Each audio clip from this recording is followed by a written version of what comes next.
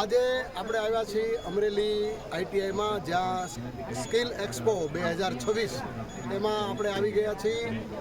આરએફએમનું જે ડેમો અને સરસ મજાનું જે વિદ્યાર્થી તાલીમાર્થીઓ દ્વારા કુલિંગ સિસ્ટમ, જે આજના જમાનામાં હોટલથી માંડીને માર્કેટ સુધી જેની આવશ્યકતા છે એવું કુલિંગ સિસ્ટમ અને એર કન્ડિશન અને અન્ય ઘણી બધી કોલ્ડ સ્ટોરેજ જેવી જેમાંથી જરૂરિયાત છે એવા અમારા પટોળિયા સાહેબ દ્વારા જે તાલીમ અપાઈ રહી છે એમાં આપણે અલગ અલગ જે ડેમો રાખ્યો છે એવા તાલીમાર્થીને મળીએ. શું નામ છે ભાઈ આપણું? મકવાણા પરેશ. વાહ ભાઈ વાહ. શું છે આપણે આ ડેમોમાં શું બનાવ્યું છે આજે? આ વોટર કુલર છે, બરાબર. સાયકલ ઉપર કામ કરે. ઓકે. આમાં કમ્પ્રેસર આવે, 4 થી 10 ડિગ્રી જેટલું ટેમ્પરેચર લઈ જાય. 4 થી 10. હા. આ છે ને જૂના જમાનાનું રેફ્રિજરન્ટ છે જે વીઆર સિસ્ટમ ઉપર આવે. બરાબર. Absorption refrigerant. આમાં એક્વા અમોનિયા જેવા હાર્મફુલ રેફ્રિજરન્ટ આવતા, એટલે આ સિસ્ટમ બેન છે, એટલે આ શોધાણી હતી વીસીઆર. આ વીજી કુલર બરાબર.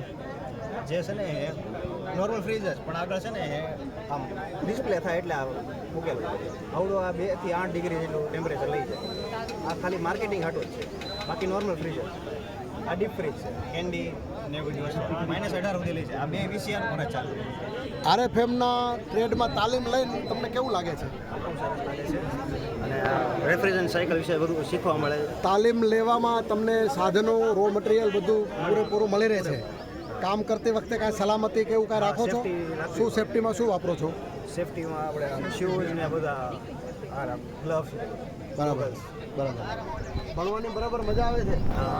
આમાં ભણ્યા અને તાલીમ પછી તમને તમારી રોજગારી માટેની જે તકો છે, જે એલએનટી છે, બંદર છે, કોઈ કંપનીઓ છે, ઘણી બધી કંપની, એમાં બહુ જ મોટા પ્રમાણમાં આ રોજગારીની તકો આમાં રહેલી છે. અને આ જમાનામાં એક ફોન કરો તો એક આરએફએમ વાળો મળતો નથી. ઘણા બધા કોલ કરવા પડે છે, એસી બંધ થઈ જાય.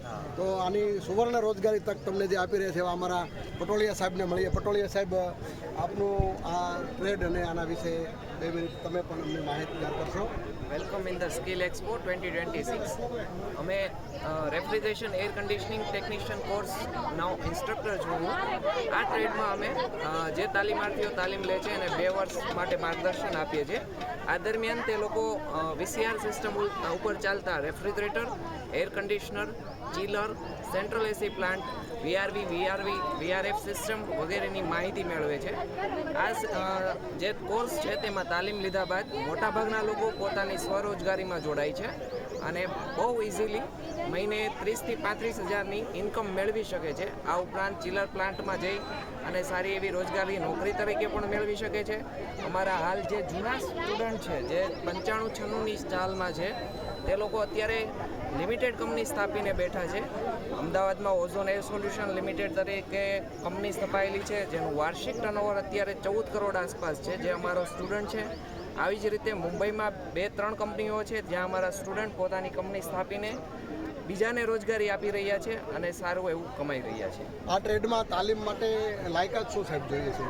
લાયકાતની વાત કરીએ તો ધોરણ 10 પાસ તાલીમાર્થી આ ટ્રેડમાં એડમિશન લઈ શકે છે.